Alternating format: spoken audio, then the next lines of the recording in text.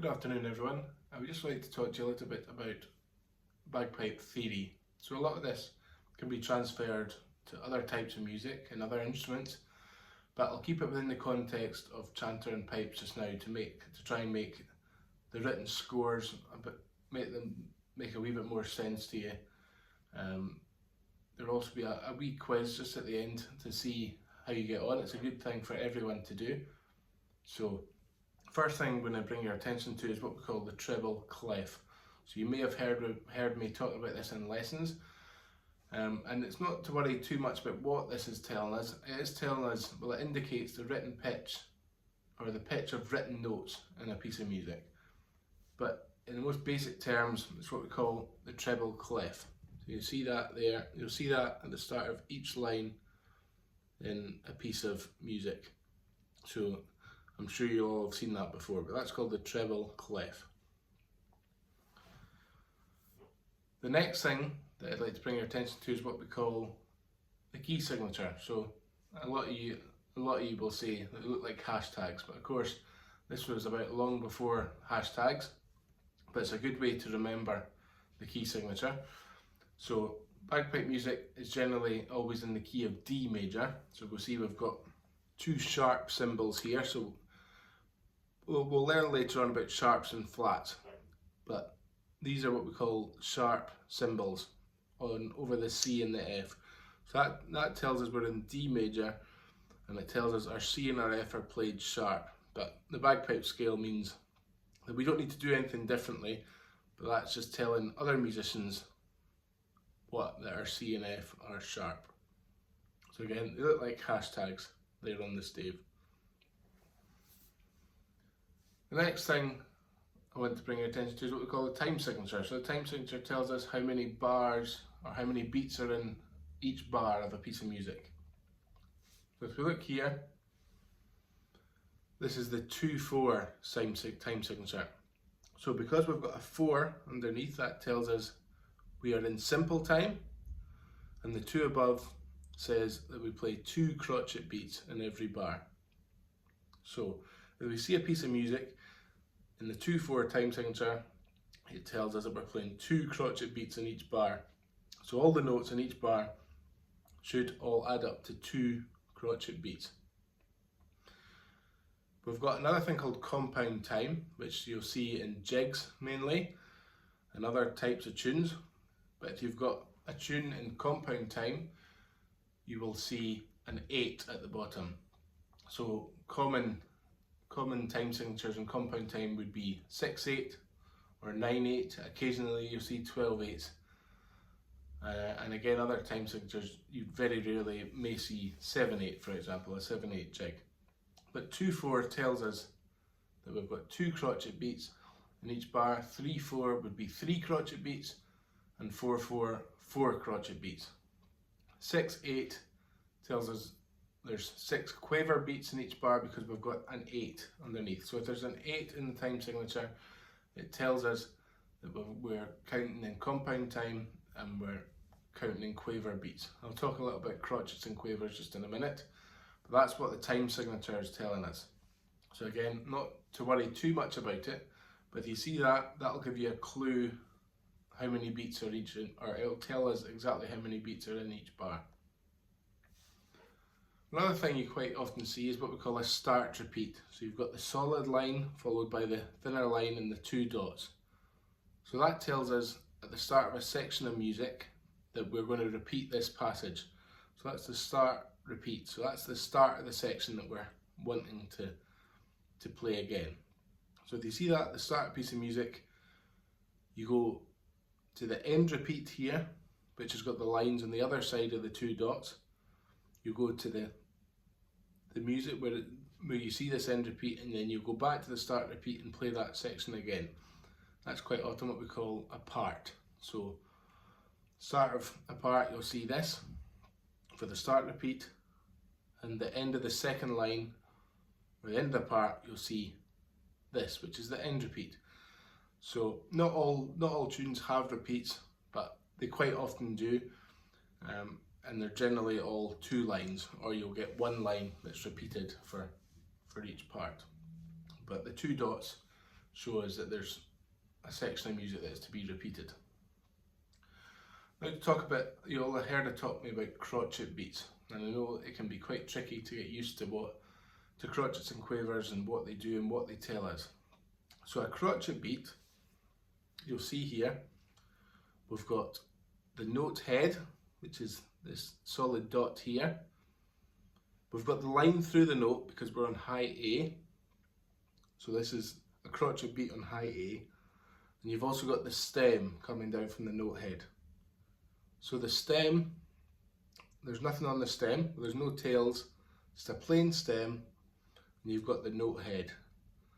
So in the context of a 2/4, 3/4 or 4/4 time signature, this tells us that we're playing one beat. So it's a crotchet beat. Next thing is our quaver beat. So our quaver beat is very similar to our crotchet, but what we've got here is our tail. So what a tail does to a note is it'll cut the value, so it'll cut it in half. So as you see, you've got one tail in here, so you've got the crotchet beat, which generally asks for one beat, and you've got the tail, which has cut it in half, so it lasts for half a beat. So again, you can't always say that it's a beat or a half a beat, but in the context of your standard simple time signatures, this is half a beat. The tail is cut it in half. So this is what we call a quaver.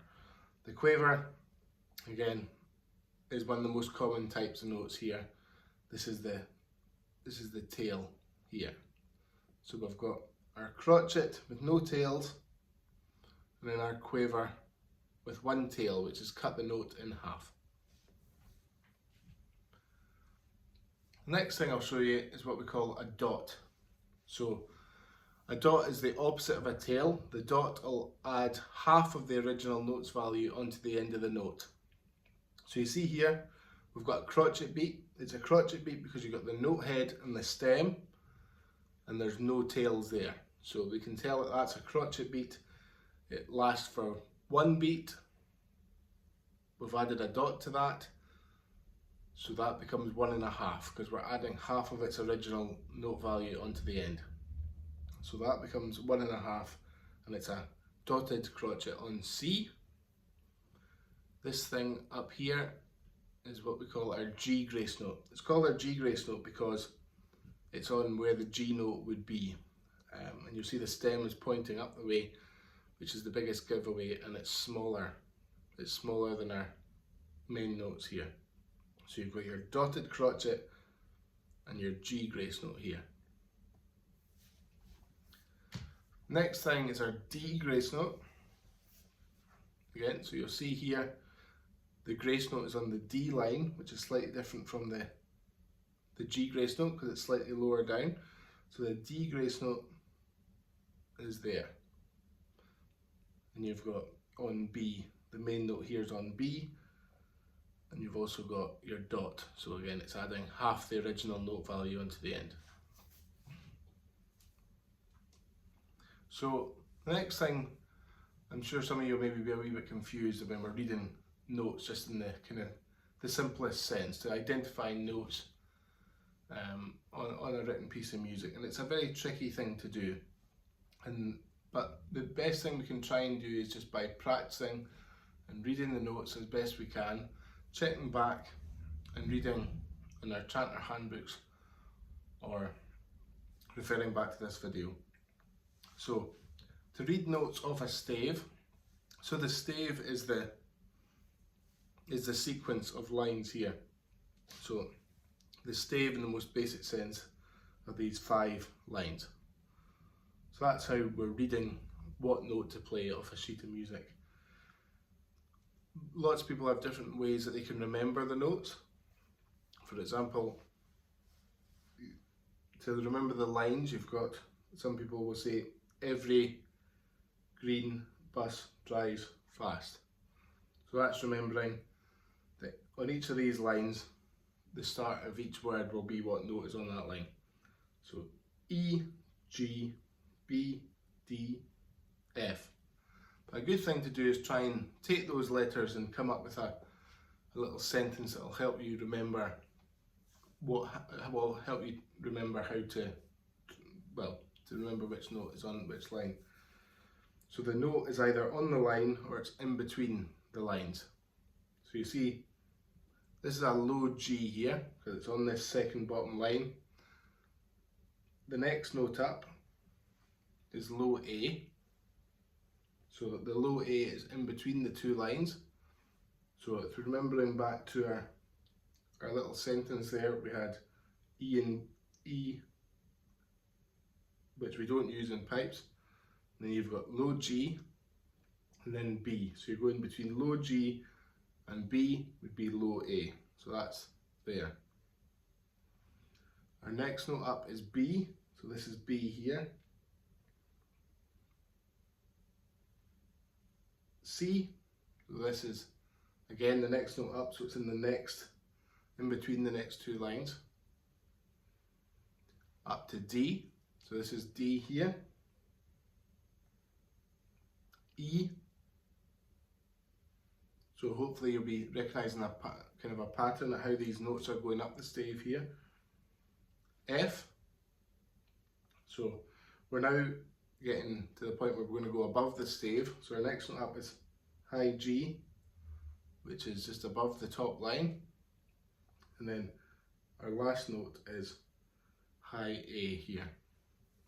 So those are the 9 standard notes that you'll see on the bagpipe scale. So I'll just go over them again quickly. You've got low G, low A, B, C, D, E, F, high G, and high A. So that was just a quick kind of overview of some basic bagpipe theory. I'll just go over quickly what the things we've covered. There'll be a short quiz for you to have a look at and see how you get on. Again, say it's not a thing that'll come straight away and it'll take a little bit of practice, but it's good to start getting used to it just now so that it'll become easier and easier as we get more advanced with our learning. So here we have our treble clef, our key signature, our time signature. This is our start repeat here, then our end repeat. This is our crotchet on high A. Again, there's no tails, and then you've got the coloured in note head and the stem. Our quaver beat. This is our quaver beat here. Then we've got our dot with our G grace note. This is a D grace note on B, again with a dot. You see a D grace note on the D line up here. E grace note here. Well, this is something that I didn't show you, but this is something good to look at. This is the first line of Mary Ban, or Mary's Wedding. So some of you will have played this tune before, but it's to put it in context, the things that we've been talking about today. Again, we've got our symbols here that we've talked about. Our start repeat. So this is in 2/4. So this is time signature 2/4, which tells us we've got 2 crotchet beats in every bar. So if we add all these note values up, they should come to 2 crotchet beats. So we've got 2 quaver beats here. They're both joined together with one tail, because they've both got one tail because they're quavers. Again, you'll see a lot of notes, a lot of quaver beats joined together in this way, just to make it neat. So if you see 2 notes joined together, the one thing that's joined them together will be a shared tail. So if they're joined together, they will both have a tail. So quaver beat on low G and a G grace note. Another quaver beat on low A with a D grace note. A Then again, don't worry about this just now, this is a burl, a dotted quaver, so that tells us we've got 3/4 of a beat because we've got half the beat and we've added a dot, so that becomes 3/4. And then we've got 2 tails in this note, so that's a semi-quaver, so we've half the quaver because we've added another tail, so that becomes a quarter. So we've added that 3/4 onto a quarter, so that becomes 1 full crotchet beat. So that is why it's in 2/4 and we've got 2 crotchet beats in every bar. The next bar, you've got a dotted quaver again, so it's 3/4 of a beat. You've then got another semi-quaver because we've got 2 tails, so that's 1/4 of a beat, so you've got a full beat there, and then you've got 1 full crotchet on F here with the G grace note. So every bar adds up to 2 crotchet beats, and it would be the same if we had 3/4 or 4/4, the bars would be altered kind of accordingly, and they would all add up to the number of beats in the key signature. So I hope that makes a little bit of sense. If there's any questions on what we've gone over today, then please ask away, and I'll put up a wee quiz so we can see how we're getting on. Again, don't worry if it doesn't come to you straight away. It's a difficult skill to learn, but we will work away, and hopefully it'll make more and more sense as you proceed. So, thank you.